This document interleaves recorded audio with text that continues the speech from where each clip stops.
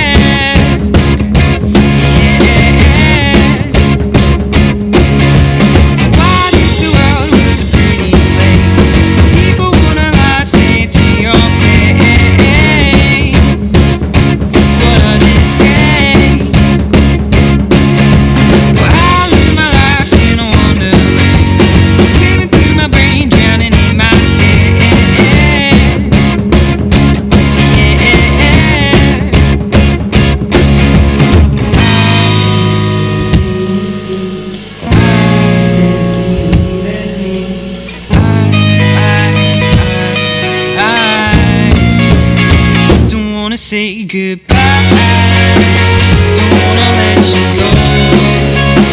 I wanna say hello.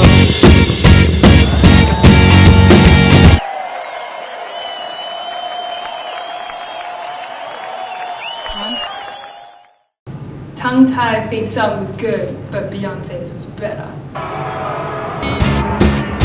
Standing ovation.